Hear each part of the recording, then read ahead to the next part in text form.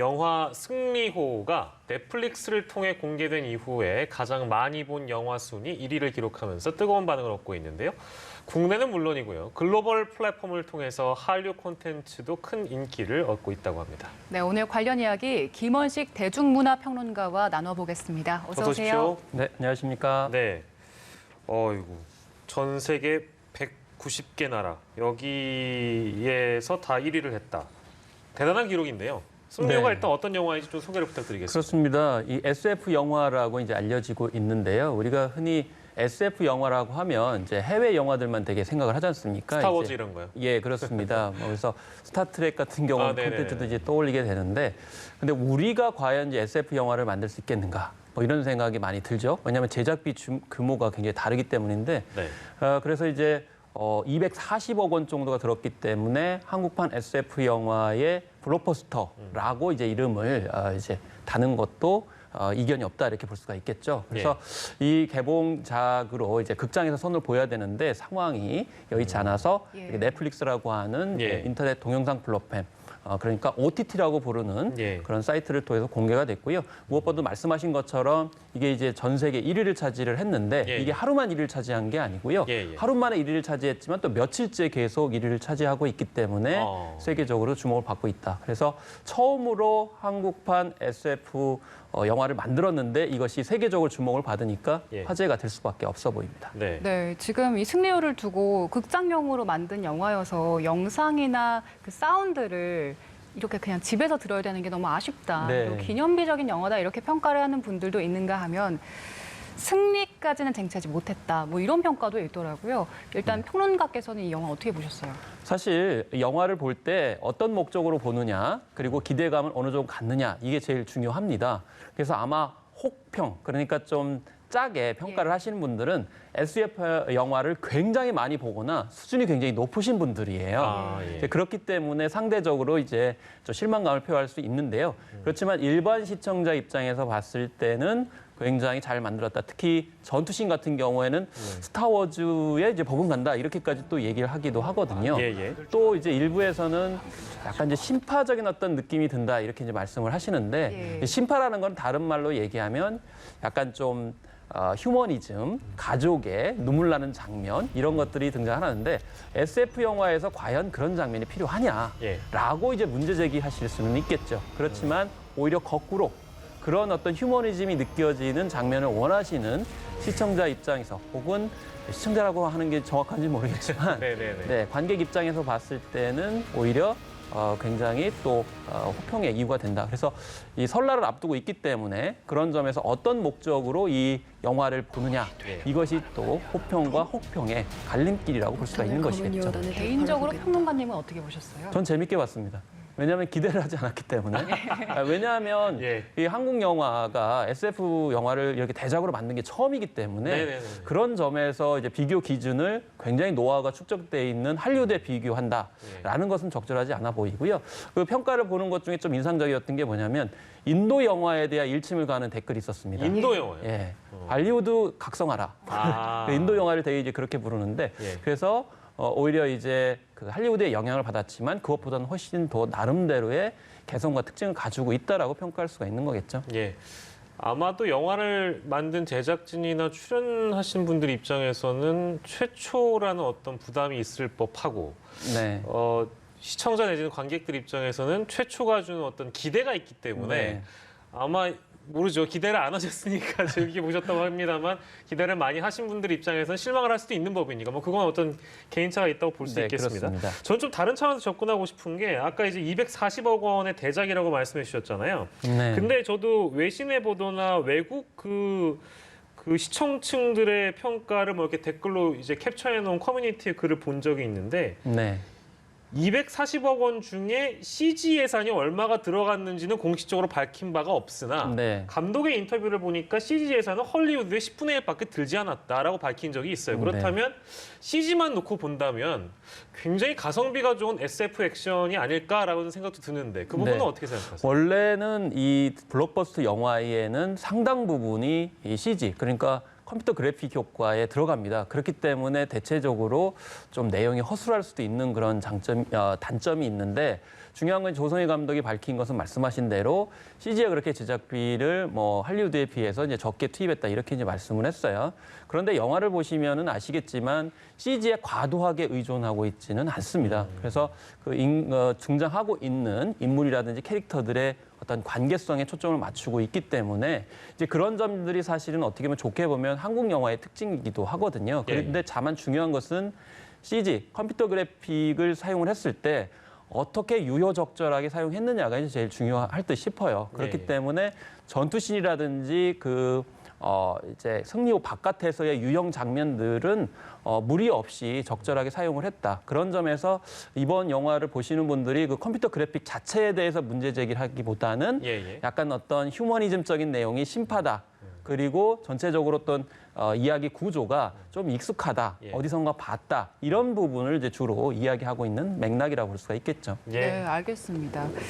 이 영화가 원래 지난 여름쯤에 영화관에서 개봉이 될 예정이었는데 8월쯤에 집단 감염이 좀 심해지면서 이 넷플릭스로 개봉을 한 것 같더라고요. 아무래도 그 결정적 이유 코로나로 볼 수 있겠습니까?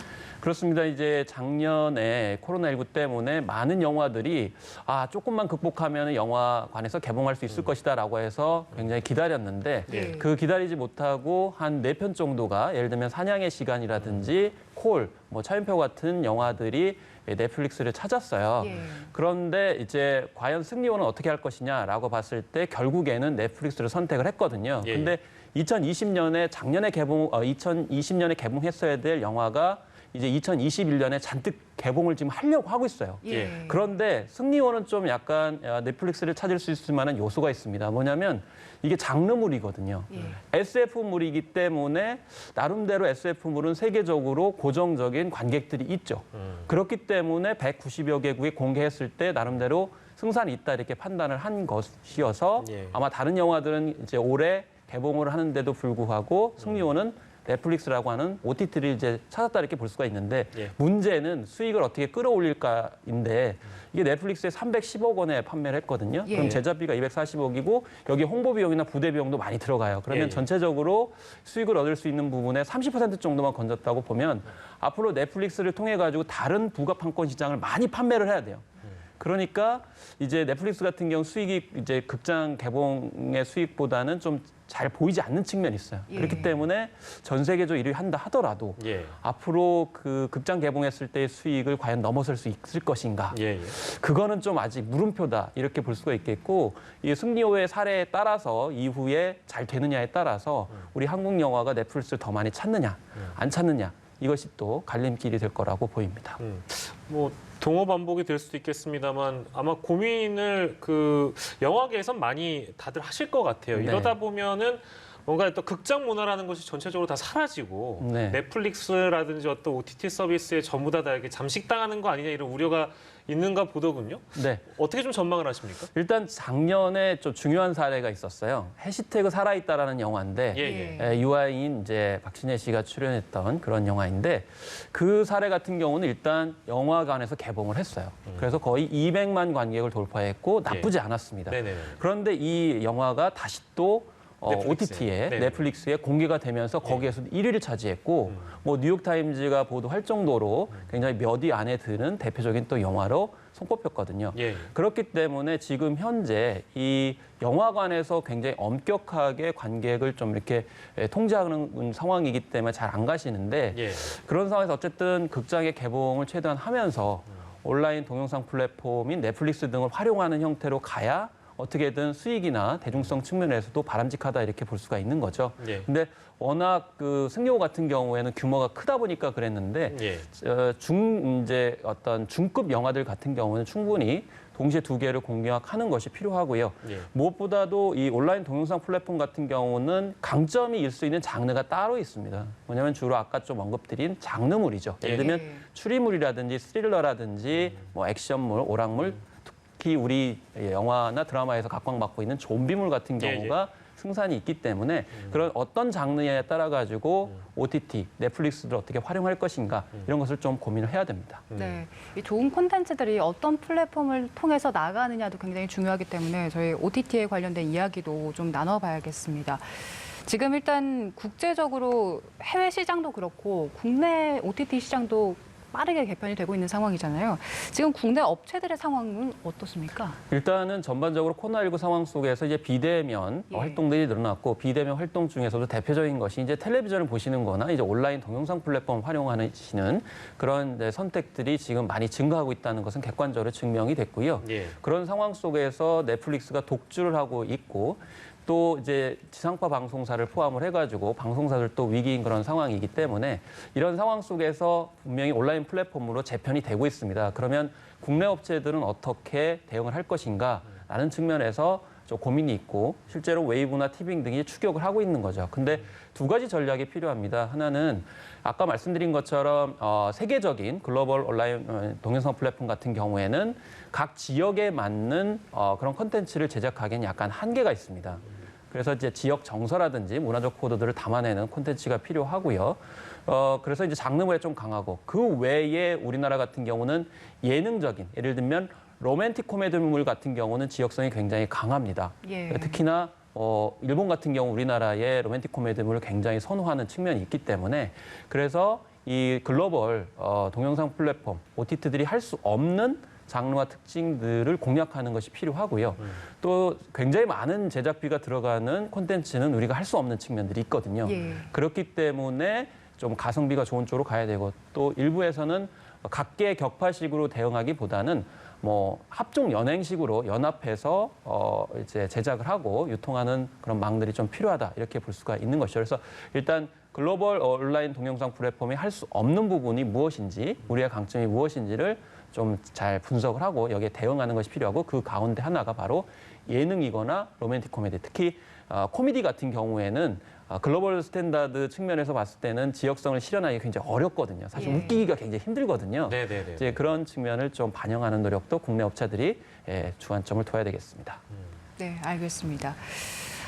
이미 넷플릭스에서 킹덤 그리고 경이로운 소문, 스위트홈까지 굉장히 큰 인기를 끌었습니다. 그래서 우리나라 드라마가 이 정도의 힘을 가졌구나 느낄 수 있는 시간들이었는데요. 이런 흐름들이 앞으로 OTT 시장에 어떤 변화를 이끌어낼 수 있겠습니까? 일단은 기존의 드라마, 영화와는 완전히 다른 소비 유통 구조입니다. 기존의 드라마나 영화 같은 경우는 일단 한국의 이제 방송국에서 텔레비전을 통해서 방영을 하고 그걸 다시 뭐 마케팅하고 홍보를 해가지고 몇 년여 걸려가지고 다른 나라에 가거나 그 중간에 좌절됐고요. 예. 또 영화 같은 경우 마찬가지로 아무리 국내에서 인기 있다 하더라도 홍보와 마케팅, 바이어들의 구매가 없게 되면 선을 보이지 못하고 그 사이에 시간차가 벌어지게 되면서 트렌드에 벗어나니까 한번 이제 벗어나게 되면 구매까지도 어려운 측면이 있었는데 온라인 동영상 플랫폼 같은 경우는 당장에 190여 개국에 선을 보일 수가 있죠. 특히나 이 킹덤이라든지 또 스위트홈 같은 경우에는 좀비물인데도 불구하고 우리나라가 굉장히 잘 만들어가지고 전 세계적으로 큰 호평을 얻었고 수익 관점에서 봤을 때도 굉장히 나쁘지 않았습니다. 특히 스위트홈 같은 경우에는 코로나19 상황 속에서 새로운 대안을 모색하고 또 우리만의 그런 특징들을 보여줬죠. 그렇기 때문에 연근 괴물이라든지 예. 뭐 근육 괴물이라든지 이런 새로운 캐릭터 같은 경우도 부과를 해서 우리만의 어떤 특색 있는 캐릭터와 컨텐츠를 선을 보여서 호평을 많이 받았거든요. 그렇기 때문에 이 영화 측면이나 드라마 측면에서도 굉장히 눈길을 끌고요. 특히 경이로운 소문 같은 경우도 그렇지만 웹툰에 기반을 둔 컨텐츠일수록 굉장히 강하다. 그리고 사실 이제 많은 분들이 잘 이제 인식이 못하는데 웹툰이라는 말은 우리나라에만 있습니다. 예, 다른 나라에서는 그냥 코믹스라는 단어를 쓰고 웹코미, 일본 같은 경우는 망가 이런 단어를 쓰고 웹툰은 우리나라만 있거든요. 그리고 이 우리나라만 있는 웹툰이 유럽이나 미국이나 전 세계적으로 굉장히 호평을 받고 있고 그 원작이 세계인들에 익숙하기 때문에 경이로운 소문 같은 경우에도 세계인들이 인지를 하고 있어가지고 이것을 영화나 드라마로 만들게 되면 초기 홍보 비용이 들지 않더라도 바로 이제 반응을 얻을 수 있는 측면이 있어요. 그렇기 때문에 우리가 OTT만 생각하는 것이 아니고 우리나라의 강점인 웹툰이라고 하는 IP, 1차 저작물을 활용을 해서 어떻게 이제 OTT 콘텐츠를 만들 것인가를 고민하는 것. 이것이 우리 콘텐츠의 강점이 될 수 있다라는 점 이렇게 생각할 수가 있겠죠. 그래서 영화 따로 드라마 따로 웹툰이 아니고 이 세 개가 함께 맞물려 가지고 지금 수출 효과를 나타내고 있다는 점이 코로나19 상황 속에서 좀 더 부각이 됐다는 점은 수확이라고 볼 수가 있겠습니다. 예. 뭐 아무튼 이게 그 국산이라고 해가지고 제가 옹호하는 사람은 아닌데 참 잘 만든다는 생각이 듭니다. K 컨텐츠 시장이 아무튼 굉장히 경쟁력을 갖고 있다는 생각이 들고요. 자, 뭐 마지막 질문이 될 것 같습니다. 설 연휴라서 야 이거는 꼭 추천해 드리고 싶은 컨텐츠다라고 하실 만한 것.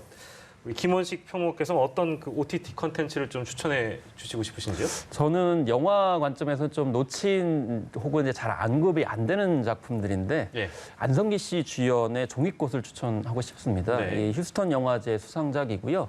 정말 이 장의사 이야기인데 굉장히 감동적입니다. 그리고 코로나19 상황 속에서 목숨을 잃으신 분이 많은데 그분들을 위해서 우리가 어떤 이제 예의를 표해야 될지에 대해서 생각해 볼 수 있는 전통적인 관점, 이 종잇꽃이라고 하는 상해에 달린 꽃을 통해서 여러 가지 생각을 해볼 수가 있어서 예. 한 번쯤 생각을 해보셨으면 좋겠고요. 또 가족 영화가 이제 저는 설날 때 굉장히 중요하다고 생각을 하는데 예. 놓치셨다면 벌새를 반드시 좀 보셨으면 좋겠습니다. 주로 뭐 알려지기로는 뭐 강남의 어떤 94년의 경험을 많이 말씀하시지만 예. 사실 그 안에는 가족 애가 담겨 있거든요. 지금 현재 미나리가 뭐 이제 미국에서 뭐 윤여정 씨만 해도 21관왕 그 영화 자체가 61관왕 하고 있거든요. 네. 그 영화에도 가족 애가 이제 담겨져 있어요. 그래서 전반적으로 해외에서는 우리나라의 가족주의에 대해서 굉장히 관심이 많습니다. 근데 우리는 너무 이제 가족주의가 이제 과잉이다 보니까 이제 문제가 되지만 그래서 이제 적절한 선을 보여주는 이런 영화들 중요하고요.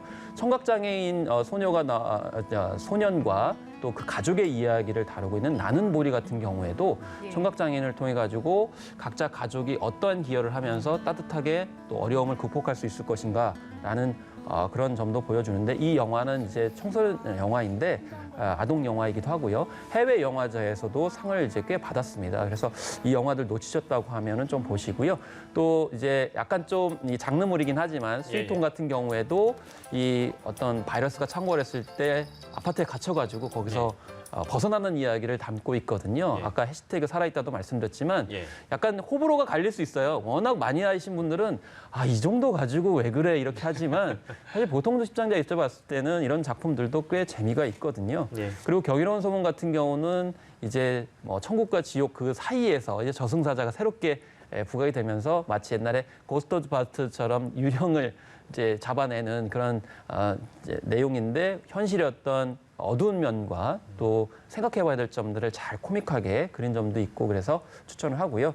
또 이제 또 가족끼리 볼 수 있는 예능으로서 뭐 거짓말의 거짓말이라든지 마녀들과 같은 그런 OTT 콘텐츠도 있으니까요. 이런 콘텐츠를 보시면서 좀 이제 설날 비대면 그런 상황 속에서도 훈훈함을 잃지 않으셨으면 좋겠다라는 생각이 듭니다. 네, 이미 뭐 추천해 주신 작품만으로도 풍성해지는 설 연휴가 될 것 같습니다. 오늘 여러 가지 이야기, 승리호를 중심으로 해서 OTT 컨텐츠까지 얘기 좀 나눠봤습니다. 김헌식 대중문화평론가와 함께했습니다. 고맙습니다. 네, 감사합니다.